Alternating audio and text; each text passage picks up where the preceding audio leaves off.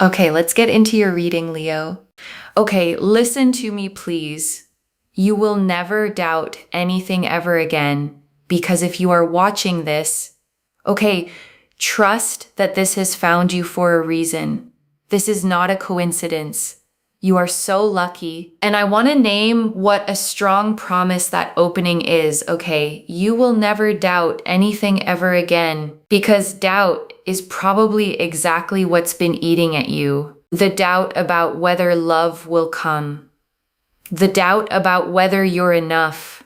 The doubt that quietly narrates all the fears you don't say out loud. And this reading is opening, okay, by aiming straight at that doubt, because everything that follows is designed to replace it with something solid. Not blind optimism, but a genuine, grounded certainty about where your life is heading, the kind of certainty that lets you finally exhale and stop bracing for the worst. So listen up, okay? Listen up.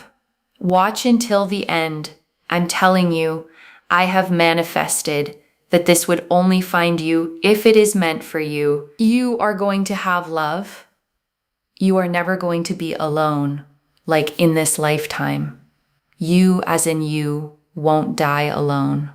Okay, and I want to stop right here, okay, on that exact fear, because if it landed for a reason. The fear of dying alone is one of the deepest, quietest fears a person can carry, and it's not really about death at all. It's about the fear that you're fundamentally unlovable, that everyone else gets the partnership, and somehow you'll be the one who gets missed. And this reading is answering that fear directly, okay, with a flat, clear no. You will not die alone. You will have love. And I don't want you to skim past that as just a nice line, because if that fear has kept you up at night, this is the exact reassurance your heart has been waiting to hear. You will have such a beautiful future with just so much love and so much happiness and so much joy. Even if right now it feels like you don't have that. Even right now, if you are alone, you are sad, you are single, you're in a situation, you don't know what's going on. If you feel uncertain, if you feel unsure, if you are just like, oh my God, am I going to die alone? The answer to that particular question is no.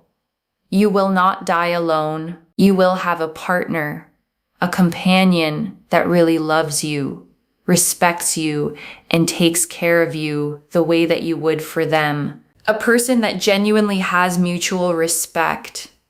Someone that you grow with. You don't grow apart. You grow with this person. I am telling you, this person is going to bring so much happiness into your life.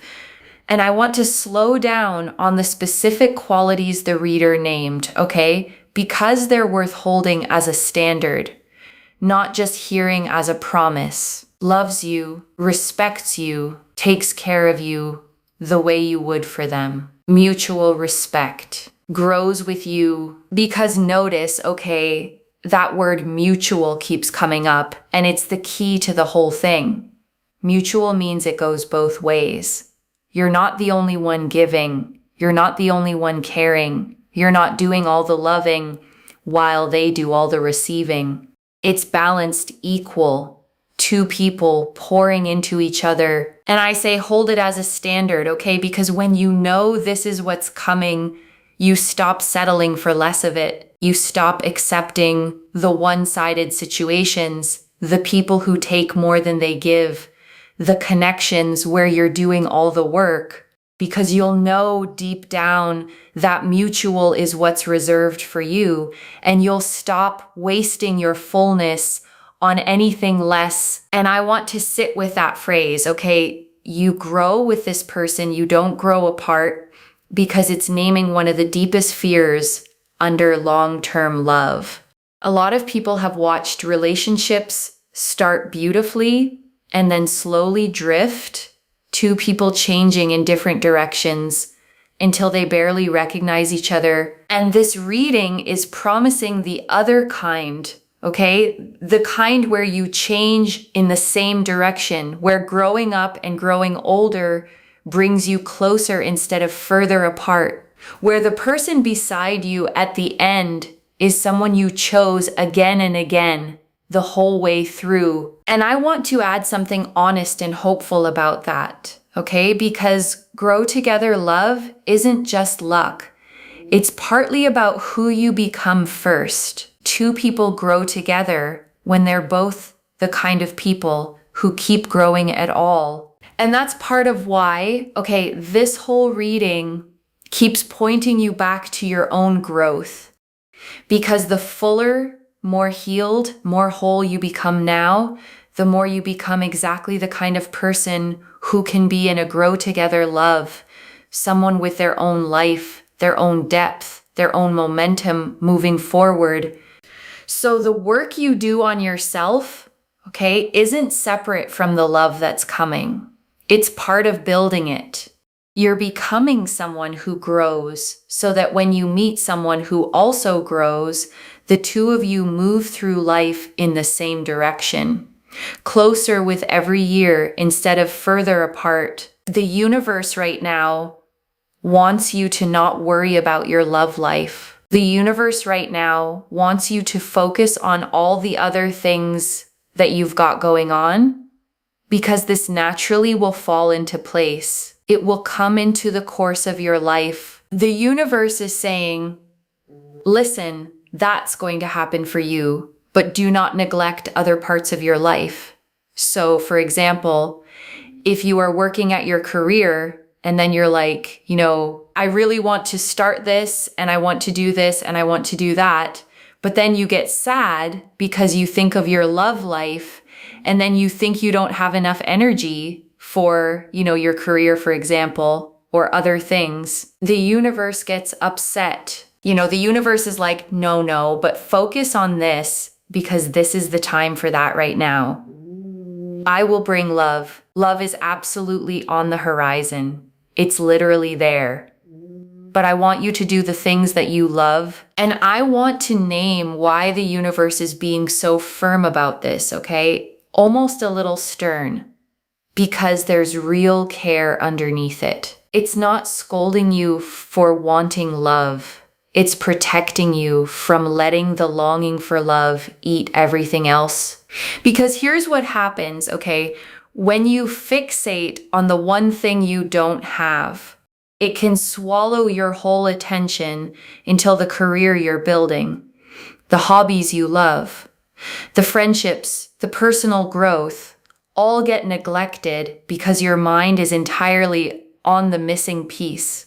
And then you end up with neither, no love yet, and a life you stopped tending while you waited for it. So the universe is redirecting you, okay, with love toward everything else, promising it'll handle the love part if you'll just go and live the rest of your beautiful life. Because you know what I'm seeing here in the future. You will be so busy and so happy in love. You will be with this person doing things, going places, that you will literally think to yourself, that time I had for myself. I wish I did more for myself. I wish I did all my hobbies. I looked after myself. I went here. I went there when I had the opportunity. I am telling you, your future self is literally screaming right now to enjoy your life right now, to enjoy the present. I'm telling you, because in the future, you will be so busy with your partner doing 100 million things, okay? That you will literally think back like, oh my God, I had so much time for myself and I was able to do all of those other things and I was able to put everything into work and I was able to just do all of those amazing things. Do it. Right now is the time for that. Do it. I'm telling you. I'm telling you. This is a message from the universe because everything has a time, okay?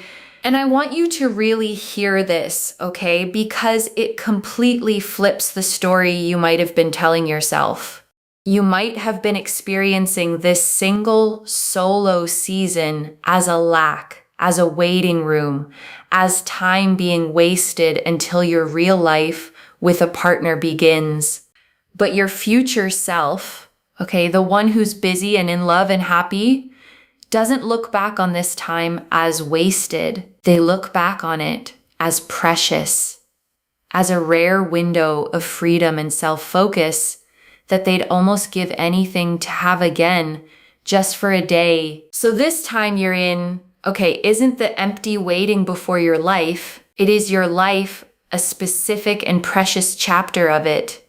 And your future self is begging you not to waste it, wishing it away. And your future self is going to be like, I wish I didn't spend all that time, getting overwhelmed, getting upset, getting emotional, because it all just worked out. It all just worked out. I want you to comment that down below. It all works out. Comment that down below. Like this video and make sure you are subscribed to Moonveil Tarot. You must be subscribed, okay? Energy is energy. In order to be able to receive, we must be willing to give. I'm telling you, everything just works out. Right now is the time for spiritual growth. Right now is the time for money. Right now is the time for opportunities to work on hobbies for personal growth. Okay, and I want to sit with that list for a second, okay? Spiritual growth, money, opportunities, hobbies, personal growth, because there's a reason the universe is pointing you at all of these right now instead of at love. It's not that love is less important. Okay, it's that this is the season that's actually open for those things. There are windows in life where certain kinds of growth are available in a way they won't always be. The freedom to pour fully into your career, the space to explore who you are, the time to heal, to build, to become. And those windows, okay, don't stay open forever. The reader's whole point is that once love arrives, once life fills up with a partner and everything that comes with them, this particular kind of undivided self-focus becomes rare. So the universe isn't denying you love. It's urging you to use this specific window for the growth that this window is uniquely made for. Now, love is going to enter pretty fast, okay? Pretty fast. But it seems to enter in pretty fast after you have really put and poured a lot of energy into self-satisfaction within yourself, okay? Not wanting another person to satisfy you, not wanting another person to come and rescue you. But when you feel so satisfied within yourself and you think, I did everything for my work, my career, I did everything and I did it myself. Boom, love comes in. Because one thing that I'm seeing is that when you have done this for yourself, the universe will be like, you've learned a karmic lesson, which is not expecting someone else to come and just randomly rescue you. And I want to slow all the way down on this, okay? Because it's the true heart of the whole reading and it's worth understanding rather than just hearing. Love comes when you stop needing it to rescue you, not as a punishment, not as some cruel test, but for a reason that actually makes deep sense. Because when you're empty, okay, when you need another person to fill you, to complete you, to make you okay, you tend to attract from that emptiness.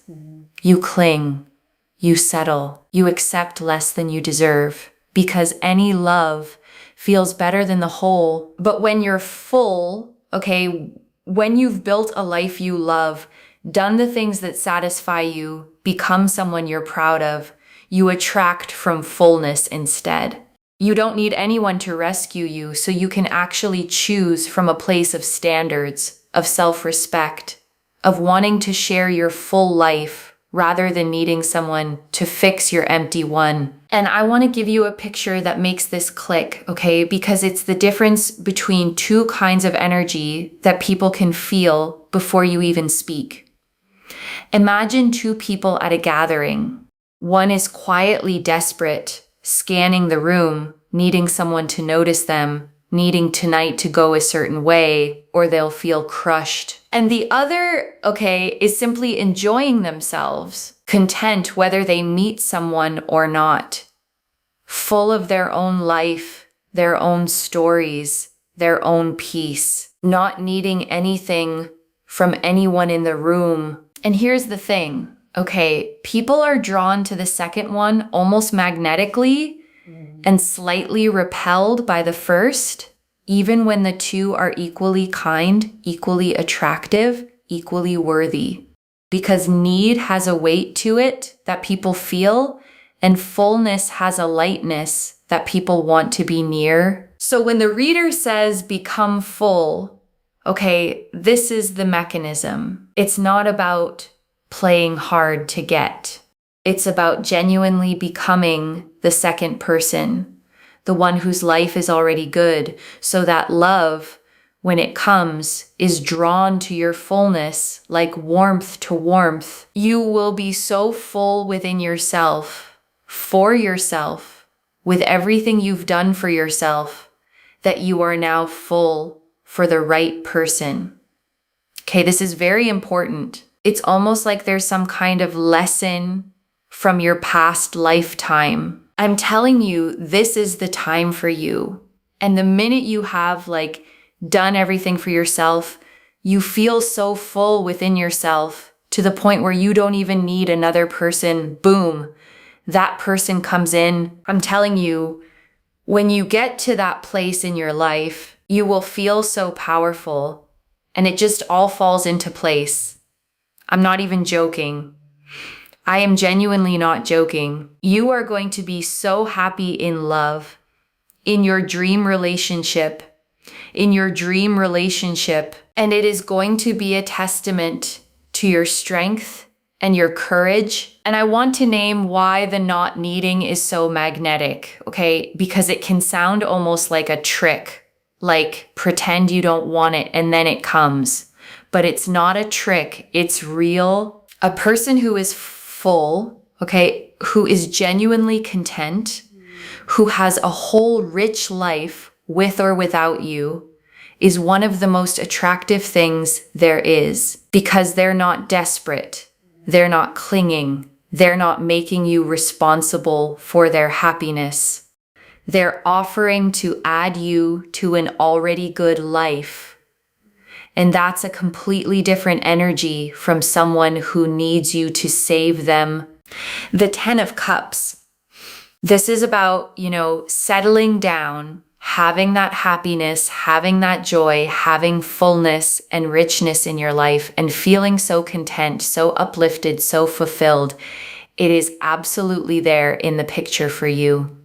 It is absolutely there to its core. And the 10 of Cups, shows a couple with their arms around each other, 2 children playing beside them, a home in the distance, and a great rainbow of 10 golden cups arcing across the sky above them all.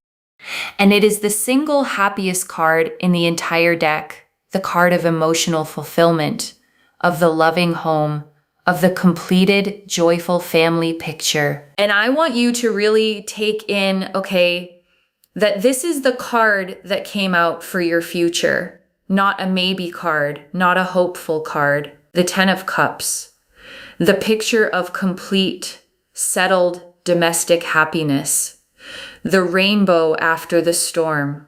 The reader said it's there to its core, and that's the card that proves it. And I want to say something about what the 10 of Cups actually pictures, because it's worth letting yourself see it. It's not just 2 people in love. It's a whole scene, a couple, arms around each other, children playing nearby, a home, and a rainbow of cups arching over all of it like a blessing from the sky. And a rainbow, only ever appears after rain. It's the sky's own symbol of the storm being over, of light returning after the dark. So the fact that this is your card says something about the shape of your story. You've had the rain. You know what the hard stretches feel like. And the 10 of Cups is the rainbow that comes after the reward on the other side of everything you've weathered. So when the reader says it's there to its core, okay, believe the picture, the home, the love, the joy, the family, in whatever form is right for you. The settled rainbow after the storm completeness that the happiest card in the deck came out to promise you. I am telling you, you're going to have so much love, so much happiness, and so much joy that you can't even taste it or even imagine it right now, but you don't need to, because it will just happen for you. And when it does, you'll be like, okay, Moonveil, yes, it happened. This person is going to love your fullness. They are going to be like, wow, you went through so much, but you still kept going. You still kept working hard and doing you. They are going to love this embodied energy of yourself. They're not going to be like, oh, you want me to rescue you. Oh, you're only going to be happy if I'm with you. You're only going to be happy if I commit to you, because you have so much fullness. You'll be like, well, if you don't want to be with me, whatever. And they'll be like attracted to you, because you have so much fullness. The universe wants you to focus on fullness. Okay.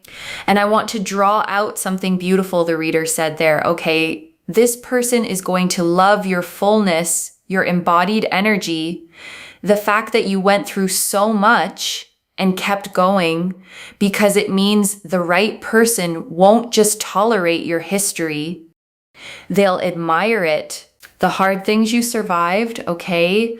The times you kept working, kept doing you, when it would have been easier to collapse, those aren't baggage you'll have to hide. They're the very things the right person will look at and respect. Your resilience becomes something they find beautiful in you, a strength they're drawn to, not a wound they have to manage. And I want to acknowledge something honest, okay? The reader said it too. This is a reading that might hit some of you to the core, and you may love it or you may not.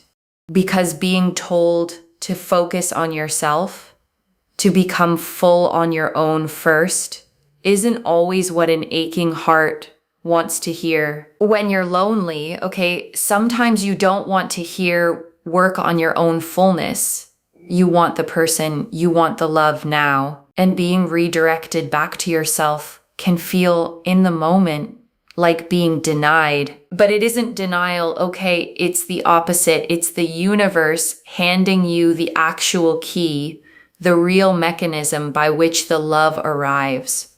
Not making you wait for its own sake, but showing you that the fullness is the doorway, and walking through it is what brings the love in. The easiest thing is not always the right thing. Sometimes we have to do the hard things. We have to, focus on ourselves when we don't want to. We have to work on ourselves, perhaps, when we don't want to. It's very, very important to do. Very, very important. Because that is what gets you to your goal. It's what gets you to the goal. So in order to get to this goal, okay, first and foremost, be full within yourself first. Now, how can you do that? Healing any kind of trauma, any kind of grief, any kind of, dissatisfaction you have had that has made you feel unworthy. Perhaps you felt like the victim in your life. We want to become the victor. The victor, and I want to sit with that word, okay, victor, because the shift from victim to victor is genuinely the whole inner journey this reading is pointing you toward. And I want to be clear about what it does and doesn't mean becoming the victor, okay? Doesn't mean pretending the hard things didn't happen or that they didn't hurt. The victim and the victor went through the exact same events. The difference isn't what happened to them. It's the story they carry forward. The victim carries, okay, this happened to me and it proves something is wrong with me and I'm at the mercy of it. The victor carries, this happened to me and I survived it and it made me someone who can handle things and I get to decide what comes next. Same wounds, different power, and moving from one to the other is the healing that makes you full. And healing that, okay, working through the trauma, the grief, the patterns that have repeated, the places you felt unworthy, is some of the most powerful and most worthwhile work a person can do. Because when you heal on that core level, you start to feel better in your actual life. You feel stronger, more revitalized, more confident, more like the full, whole version of yourself that the right love is drawn to. And a lot of the time, okay, these lessons feel like they're from further back than this life even. Patterns you didn't consciously create, wounds that feel older than their events. And whether you believe that literally or just feel it poetically, the point is the same. You are the one in this lifetime who gets to finally learn the lesson and break the pattern. One of the biggest patterns to heal, okay, is codependency, where your emotional state depends entirely on what other people do. For example, if someone isn't nice to you and your whole mood collapses based on their behavior, that's a sign your inner state is being held in someone else's hands. And the work, okay, is bringing that back home to yourself, learning to be okay regardless of what someone else does, learning that your worth isn't up for a vote, that your peace doesn't depend on another person's approval. Because when your happiness lives inside you instead of in someone else's hands, that's fullness. And that fullness is exactly what the right person falls in love with. And I want to be really practical about this one, okay? Because codependency can sound like a clinical word that doesn't apply to you, but the reader gave a very ordinary example, and it's worth sitting with. If someone isn't nice to you and your whole mood drops based on that, that's the pattern. And almost everyone does this to some degree, okay? So it's not about shame. It's about noticing how much of your inner weather is being controlled from the outside. How a single cold text can ruin your afternoon. How someone's approval can lift you and their disapproval can flatten you. And the work, okay, the fullness work, is slowly moving the control of your inner state back inside yourself. Learning to stay steady even when someone else is off. Learning that you can be okay whether or not a particular person is being warm to you today.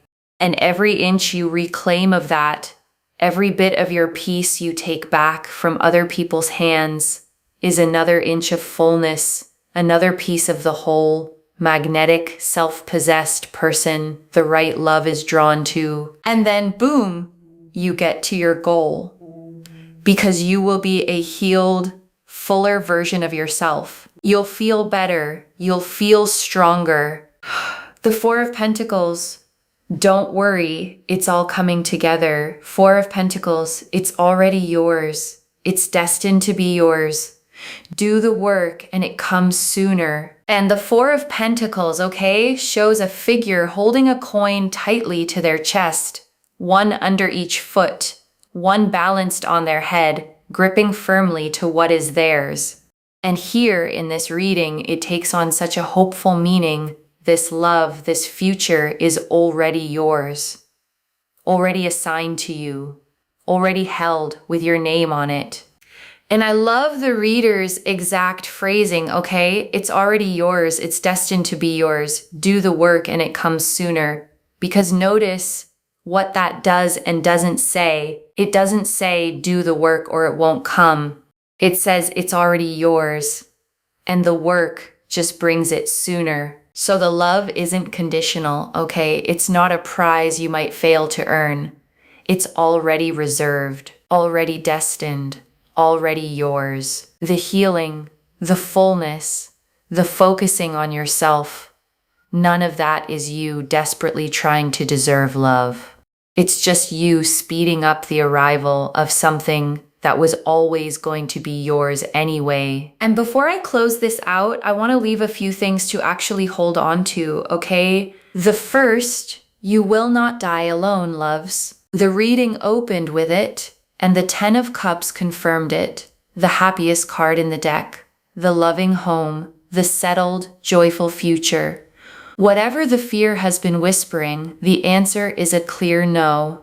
Love is in your picture, to its core. The second, the love comes when you become full, not empty, not by chasing it, not by needing someone to rescue you, but by building a life you love, healing what hurt, moving from victim to victor, until you're so full you don't need anyone, and that exact fullness is what draws the right person in. The third, don't wish this season away. Your future self, busy and in love, looks back on this time as precious, a rare window of freedom and self-focus.